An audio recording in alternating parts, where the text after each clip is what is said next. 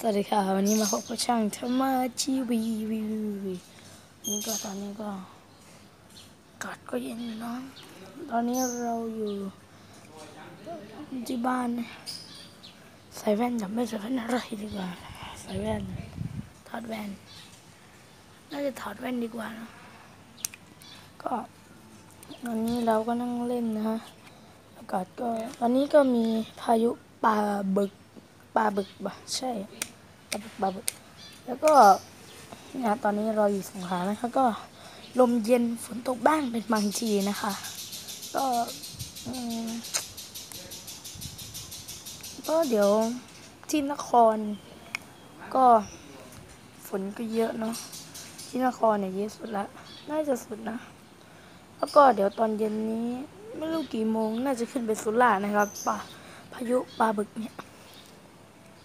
สงขลาก็มีนิดหน่อยก็เดี๋ยว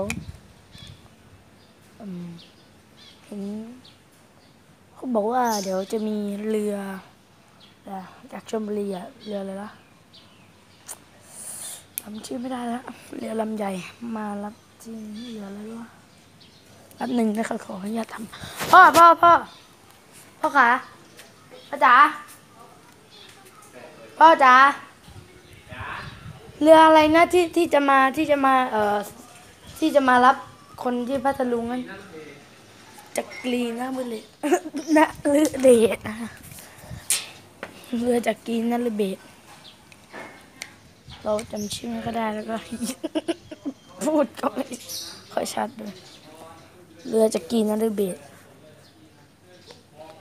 เรือจักรีนะฤเบศนะคะจะทุกของแล้วก็มาถึงที่จากชลบุรีมาถึงที่นครศรีธรรมราชนะคะ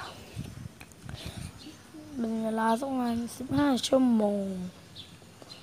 นะคะก็เราก็ไม่เคยไปดู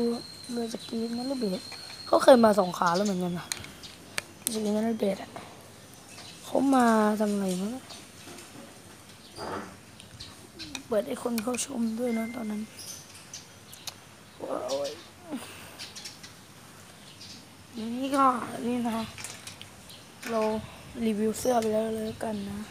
ไอเสื้อบิ๊กด็อกนะคะจากกรุงเทพนะคะเสื้อนี้บิ๊กด็อกนะคะ BIGนะคะบิ๊กด็อกจากจังหวัดกรุงเทพนะคะเพื่อนซื้อมาให้นะคะชื่อแฟร์นะคะไซส์ M นะคะตัวนี้หลายบาทมากเลย490เนาะทุกคนอาจจะว่าไม่แพงแต่เราว่าแพงเพื่อนซื้อมาให้ไม่เอาเงินเลยโอ้โหร้านบิ๊กด็อกนะคะที่กรุงเทพและ490เพื่อนซื้อมาให้นะคะมีของฝากเพื่อนไปเที่ยวกรุงเทพไปเที่ยวเพื่อนน้องแทมนะคะไปเที่ยววันเสาร์นะคะไม่ใช่พรุ่งนี้นะวันเสาร์ที่แล้วเนาะวันเสาร์ที่29แล้วก็กลับมาวันอะไรที่1ละวันอังคารที่1นะคะซื้อมาฝากนะคะนี่เริ่มฝนแล้วปล่อยๆเนาะก็สำหรับวันนี้ก็